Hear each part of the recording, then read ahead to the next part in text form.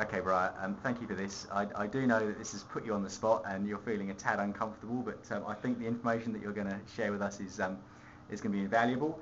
So we'll just rattle through these questions, and the first one I want to ask you really is, thinking about last year, what e-learning or ICT have you used in your class?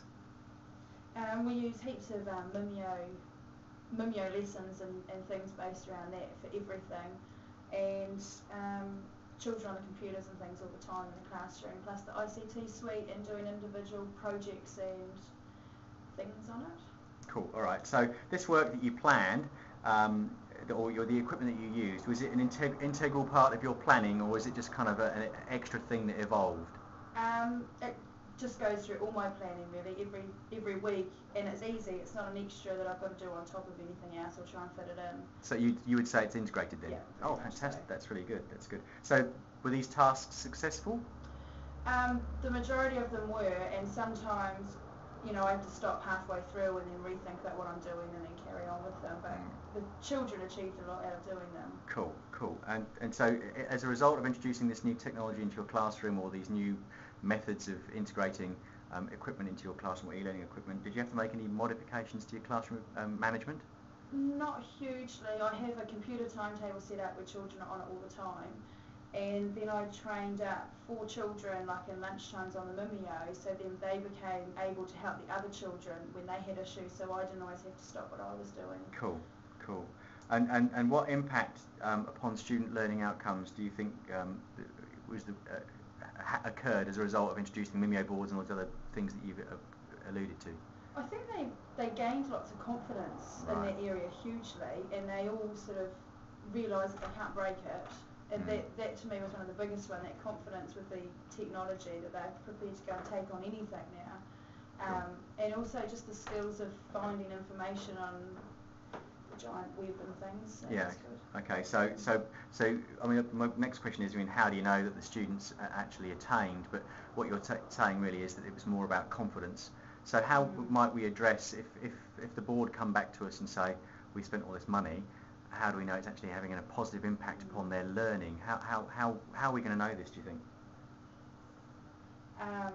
Well, they produce a lot of work on it as well, and then I try and keep the work that they do as a show, and then also like with the Mimeo, if they do an activity on it for reading and they've got to do all that, then we can print off what they do, and for that sort of, they want to see that stuff.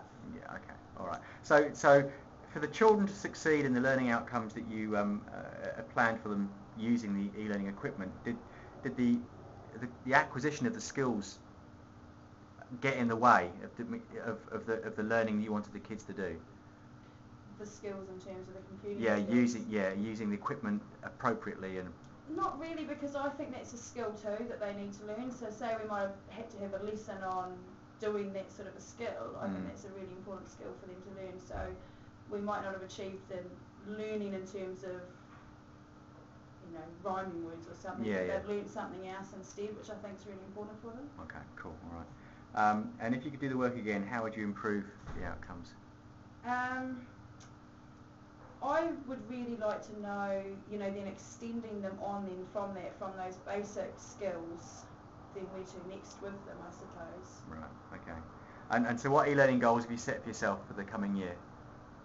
I would like to have a class wiki for our class and the kids to be confident with it, and again that progression of where to next with my basic Mimeo use and my basic stuff. I want to be able to extend them into all the other sort of things. Okay. And another question here, again, it's more of a kind of classroom management issue. Is it important in your view that every child does the same activity in your class? No. No.